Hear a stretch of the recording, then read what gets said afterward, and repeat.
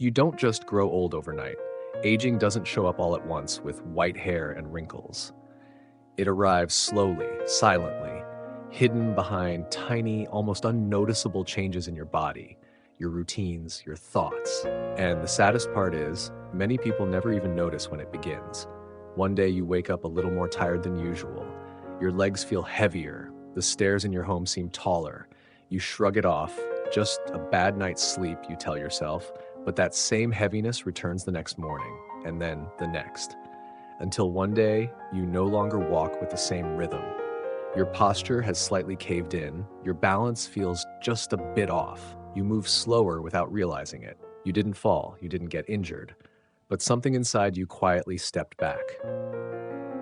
That is the first step of aging, and it doesn't come with an alarm. It comes in the form of comfort, of convenience, of stillness, and most dangerously, it comes with a silent agreement between your body and your mind.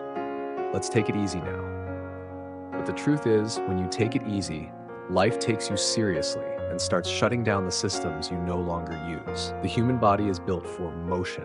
Bones, muscles, joints, nerves, they were designed to engage with the world. And when you stop challenging them, they slowly forget how to function. You begin to lose strength, not because of disease, but because of disuse. You begin to lose balance, not because of age, but because you stop testing it. Your world becomes smaller, not because the world shrank, but because you stopped walking into it.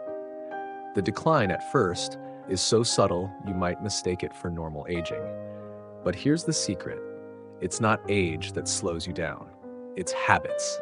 It starts when movement becomes optional, when walking becomes something you do only when necessary, when stretching only happens because your back hurts, when you begin choosing the elevator instead of the stairs, not because you can't take the stairs, but because it's easier. And slowly, your muscles begin to shrink, your joints stiffen, your circulation slows, and most importantly, your nervous system starts to disengage. This is something few people understand. Movement doesn't just train your body, it wakes up your brain. Every time you move with purpose, take a deliberate step, stretch your arms wide, engage your posture, you're sending messages from your feet to your spine to your brain. These messages spark your nervous system, keeping it alert and responsive. They stimulate your memory, your mood, your sense of confidence. And when you stop moving with intention, your brain dims. Not suddenly, but steadily. You might feel less sharp, less creative. You lose confidence in your steps. You hesitate when turning corners. You start avoiding uneven ground. All of this makes perfect sense. Your brain is simply responding to what your body is telling it. We don't need to move as much anymore. But that message is a lie. Because every day you don't move, your body forgets just a little more how to move. Here's the good news. It doesn't take a gym membership. It doesn't take hours of training. What your body truly needs is intentional motion, movement that requires control, awareness, and effort. It's not about running marathons or lifting heavy weights. It's about reminding your body what it was built to do. That includes resistance training, even just bodyweight squats or using resistance bands.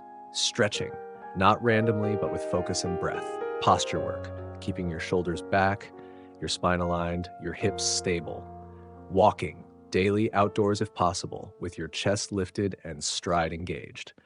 When you walk with intention, not just from room to room, but truly walk, your body responds, your heart pumps stronger, your blood circulates better, your digestion improves, your mood lifts, your brain wakes up, your nervous system hears a new message. I'm still here.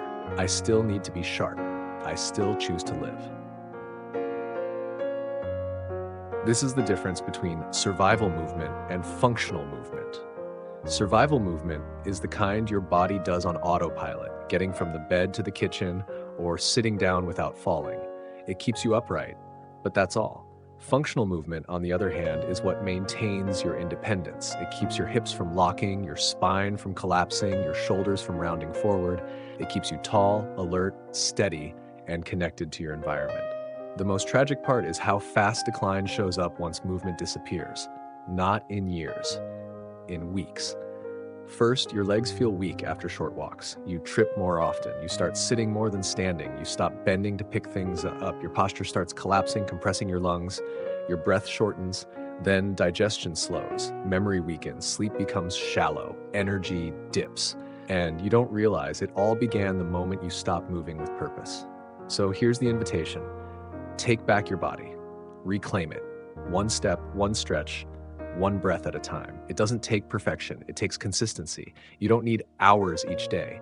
You just need minutes, real minutes, to tell your body, I still belong in this world. I'm not done yet.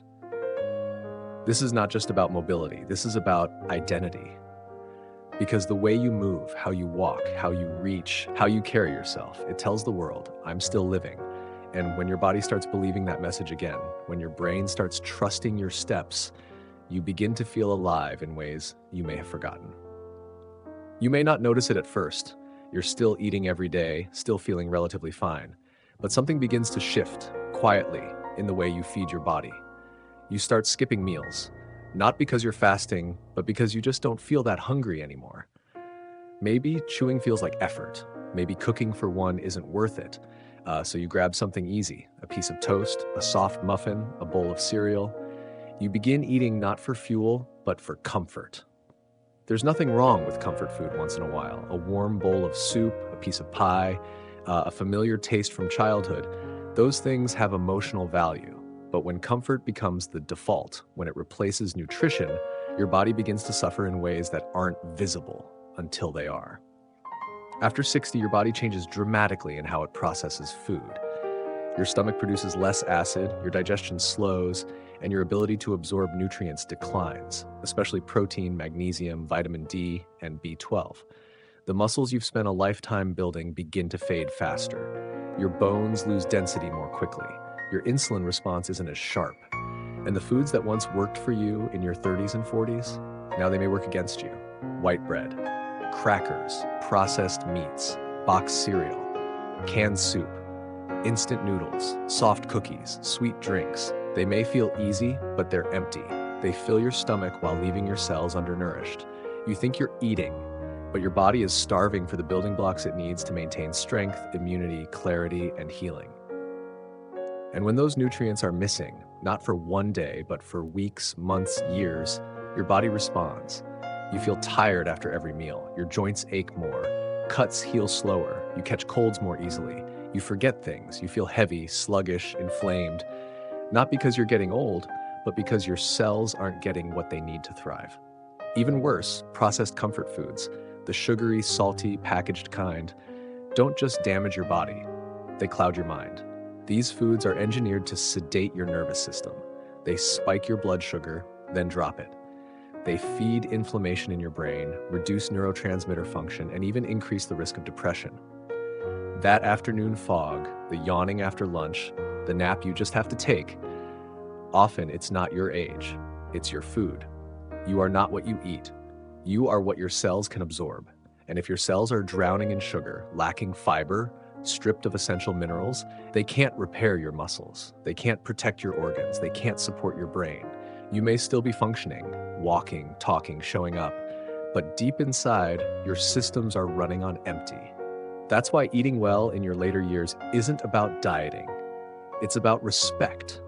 Respecting the body you've lived in for 6, 7, 8 decades. Respecting what it takes to keep moving, to keep thinking clearly, to keep feeling like yourself.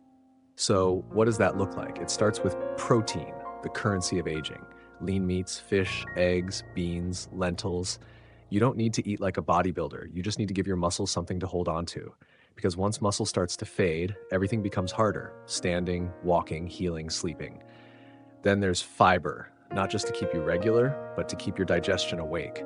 Whole fruits with skin, leafy greens, oats, nuts, and seeds. Fiber feeds the good bacteria in your gut, and your gut talks directly to your brain. A healthy gut can lift your mood, calm anxiety, and sharpen your focus. Next, cut down on sugar, not to punish yourself, but to protect your energy. Sugar feeds inflammation. Inflammation stiffens your joints, fogs your brain, and saps your vitality. Drink more water, not just tea or juice. Clean, pure water. Your cells need hydration to communicate, to clean house, to heal. Even mild dehydration can make you feel confused, tired, cranky, and weak. You don't need a perfect diet. You need a purposeful one. That means small decisions made daily, not for taste alone, but for function. Swapping cereal for eggs, adding a handful of greens to your plate, drinking a glass of water first thing in the morning, skipping dessert 2 nights a week, cooking with olive oil instead of butter, reaching for fruit instead of cookies. These are not radical acts, but over time, they shift your entire trajectory. Each of these choices sends a message to your body. I still care. I still want to be here. I still choose to live well. And your body, wise, patient, loyal, will respond. With better sleep, clearer thinking, more energy, faster healing, improved strength, you are not powerless. Even in your 60s, 70s, 80s, especially not then. Because the truth is, many people don't age, they decay. They don't get weaker because time caught up with them. They get weaker because they stop supporting the systems that keep them strong, because they stopped feeding the fire. And the fire inside you, the one that fuels movement, thought, connection, and purpose, it still burns. Maybe quietly, maybe dimmed, but it's not gone. So ask yourself honestly, are you eating to stay alive, or are you eating to stay vibrant? Do you build your meals around strength and clarity, or just around what's soft, fast, familiar? Are you fueling your body or numbing it? You don't have to follow a strict plan. You don't have to count calories or give up your favorite dishes, but you do have to choose every day between comfort and vitality, between familiarity and growth, between drifting and showing up. And that choice, more than any pill or product or promise, will determine how well you live, not just how long. There comes a moment, often without warning, when your world begins to shrink. Not because you've moved houses, not because of illness, but because slowly and quietly you've started disconnecting from friends, from activities, from the little conversations that once colored your days. At first, it seems harmless. You stop attending certain gatherings because you're too tired. You don't call your old friend because they're probably busy. You skip the family dinner because it's too much effort. But what starts as convenience gradually becomes habit. And what becomes habit slowly turns into isolation. And that, more than anything, begins to eat away at your health. Not just emotionally, but biologically. Social connection is not a luxury. It's not a nice to have. It's a necessity, a vital part of your body's operating system. When you engage with others, when you speak, laugh, listen, share, your nervous system lights up. Your brain stays active. Your heart stabilizes. Your hormones rebalance. Your immune system stays alert.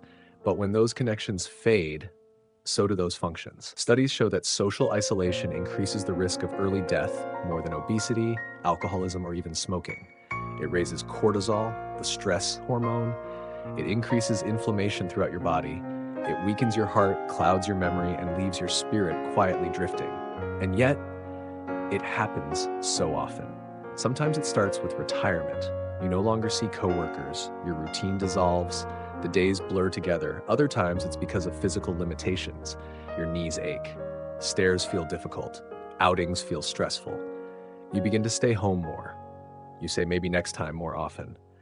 And without realizing it, the vibrant, interactive world you once belonged to becomes small and silent. Loneliness doesn't always feel like sadness. Often it just feels like stillness, like long afternoons where the phone doesn't ring, like days that feel repetitive, like conversations that never happen. But your body notices, because human connection is like oxygen to your nervous system. Every real conversation is like an exercise for your brain, interpreting tone, reading facial expressions, recalling memories, responding with empathy. And when those interactions stop, your brain begins to downshift. You become more forgetful. Your sleep worsens. Your motivation dips. You care less about how you look, how you move, how you show up. Not because you've given up, but because you've gone quiet inside. That's why connection isn't optional. It's a form of medicine. A phone call, a coffee date, a walk with a neighbor, a lunch with family. These are not small things. They're biological boosters. They strengthen your heart. They brighten your mind. They soften stress. They reawaken something ancient in you, the feeling of belonging. And yes, the world has changed. People are on their phones. Things move fast. It's noisy. But that's exactly why you must stay engaged. Not to keep up, but to stay alive. To stay human. You don't need 1,000 friends. You need a few meaningful connections. People who see you, hear you, remind you that you're still here, still part of the story. So ask yourself, when was the last time you called someone? Not because you had to, but because you wanted to hear their voice. When was the last time you shared a memory and laughed until your face hurt? When was the last time you were hugged, really hugged, and felt your body exhale? These are not extras, they are essentials.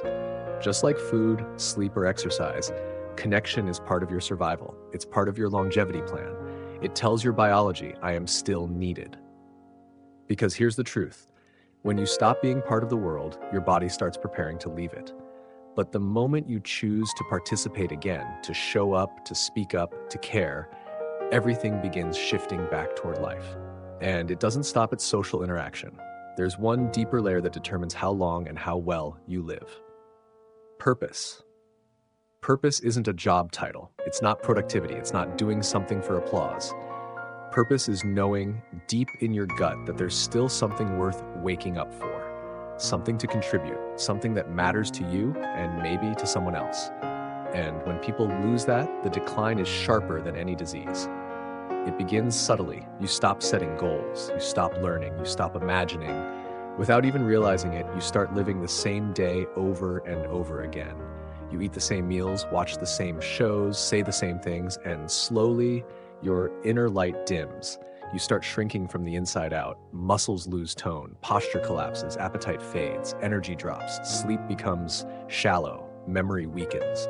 Not because of age, but because there's nothing to move toward, nothing that sparks curiosity or effort or care. But here's the miracle. Purpose can be rebuilt at any age. It doesn't have to be grand. It doesn't have to impress anyone. It could be a garden, a pet, a book club, a craft, a promise to walk every day, a decision to help your grandchildren with homework, a weekly visit to the community center, a spiritual path you've been curious about, even writing in a journal each morning with the question, what can I give today? The act of choosing to care, of choosing to stay involved, activates your entire biology. Your brain wakes up, your breath deepens, your spine straightens, your blood flows stronger, your mood lifts, your thoughts become clearer. Not overnight, but inevitably. The body follows the mind, and the mind follows meaning. So if you want to live, truly live, beyond the number on your birthday cake, you must keep showing up for your own life. Don't let convenience steal your movement. Don't let comfort drain your diet. Don't let silence replace connection. Don't let routine erase purpose. Don't let aging happen to you. Participate in it. Because most people don't die because they're old. They die because they stop engaging. But you're still here, and that means it's not too late.